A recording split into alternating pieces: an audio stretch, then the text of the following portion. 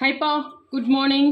இன்றைக்கி என்ன பண்ண போகிறோன்னா, அதாவது கீரைலாம் போட்டு உங்களால் ஆயில் காய்ச்ச முடியல, ஆனால் ஆயில் எனக்கு நல்லா இருக்கணும் அப்படின்னு நினச்சிங்கன்னா இந்த மெத்தடை ஃபாலோ பண்ணுங்கள். ரொம்ப ஈஸி மெத்தடு, ரொம்ப ஹெல்த்தியான ஒரு ஹேர் ஆயில் தான் நம்ம ரெடி பண்ண போகிறோம். இந்த மாதிரி ஒரு கண்ணாடி இது எடுத்தாச்சு. இதில் வந்து ஃபஸ்ட்டு என்னென்ன போட போகிறேன்னு பார்த்துடலாம். ஃபஸ்ட்டு வெந்தயம் போட்டுக்கலாம், அப்புறம் கருஞ்சீரக பொடி போட்டுக்கலாம். 1/2 லிட்டர் எண்ணெய்க்கு தான் இந்த மெஷர்மெண்ட் போடுறேன். அப்புறம் கரிசலாங்கண்ணி பொடி போட்டுக்கலாம்.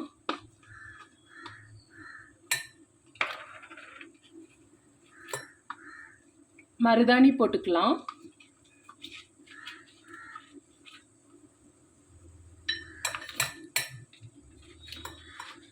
இது வந்து சோத்துக்கத்தாழை பொடி. இது மாதிரி ட்ரையாகவே கிடைக்கிது. இது என்ன தெரியுமா?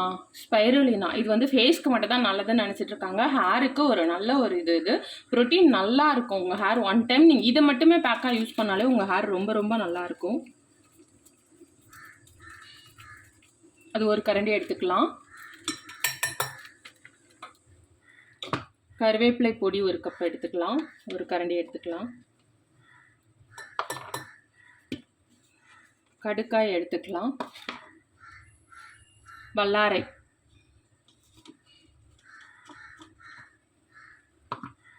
நெல்லிக்காய் பொடி ரொம்ப ரொம்ப ரொம்ப முக்கியம். நெல்லிக்காய் பொடி,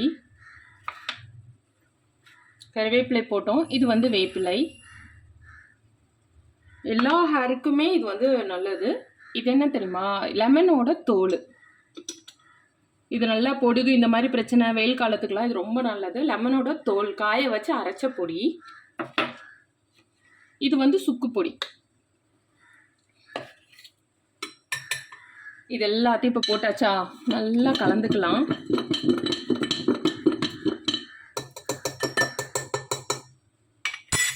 இப்போ இது கூட ஒரு 1/2 லிட்டர் ஆயில்.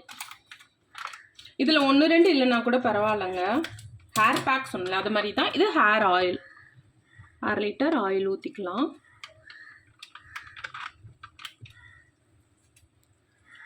கோகோனட் ஆயில் ரொம்ப நல்லது. இதை நல்லா கலந்து விட்டுறலாம்.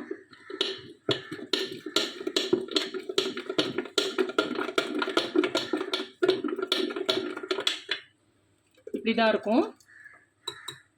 இப்போ என்ன பண்ணலான்னா, டபுள் பாயில்டு மெத்தடில் தான் இதை வந்து இது பண்ண போகிறோம். வாங்க அடுப்பில் சுடு தண்ணி வச்சுட்டு அதுக்குள்ளே இது தூக்கி வச்சு லைட்டாக காய்ச்சிடலாம். அடுப்பில் வச்சுருக்கேன், கொதிச்சிருச்சு, சிம்மில் வச்சுருக்கேன்.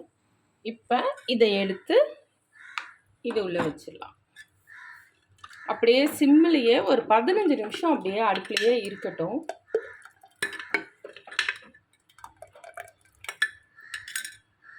இப்போ 15 மினிட்ஸ் ஆச்சு. நல்லா ஒரு மாதிரி கட்டியாக இருந்தது பாருங்கள், நீர் விட்டா மாதிரி இருக்குது கொஞ்சம். இது நல்லா இப்படியே இதுவாகிட்டு நம்ம அடுப்பை நிறுத்திட்டு அப்படியே வச்சிடலாம். அப்புறம் ஃபில்டர் பண்ணிக்கலாம். இது எல்லாம் அடியில் அப்படியே இது கொஞ்சம் பவுடராக இருக்கிறதுனால அப்படியே அடியில் போய் தங்கிடும். தங்கினோன்னா ஃபில்டர் பண்ணிடலாம். ரொம்ப காய்ச்சற எண்ணெயை விட இந்த எண்ணெய் கொஞ்சம் நல்லாயிருக்கும்.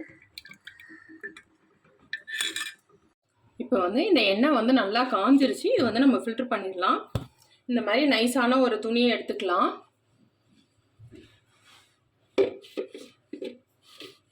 நல்லா இப்படி பண்ணிவிட்டு இப்படி போட்டுக்கலாம். போட்டுட்டு இந்த ஆயிலை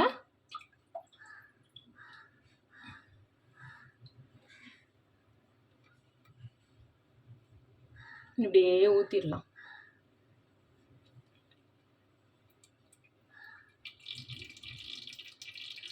இப்போ ஓரளவு இறங்கிருச்சு. இப்போ ஊற்றலாம். இப்படியே கொஞ்சம் இறங்கிறதுக்கு டைம். இது வந்து இப்படியே ஃபில்டர் ஆகிக்கிட்டே இருக்கட்டும். ஓரமாக வச்சிடலாம். நல்லா இதுவாயிரும், சூப்பராக ஃபில்டர் ஆயிரும். இப்போ சூப்பராக ஃபில்டர் ஆயிடுச்சு. இந்த டைம் என்ன பண்ணலாம்,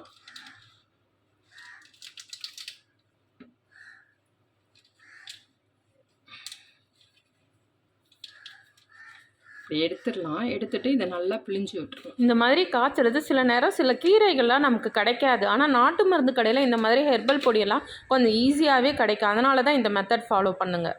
நல்லா ஃபில்டர் பண்ணிட்டோம்.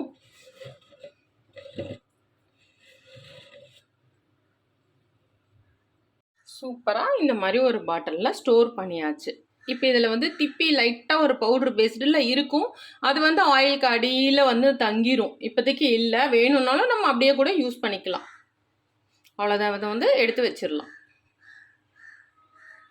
அவ்வளோதான்ப்பா. உங்களுக்கு இந்த வீடியோ பிடிச்சிருந்தா லைக் பண்ணுங்கள், ஷேர் பண்ணுங்கள், கமெண்ட் பண்ணுங்கள், சப்ஸ்கிரைப் பண்ணுங்கள். அடுத்த வீடியோவில் பார்க்கலாம்ப்பா. பாய்.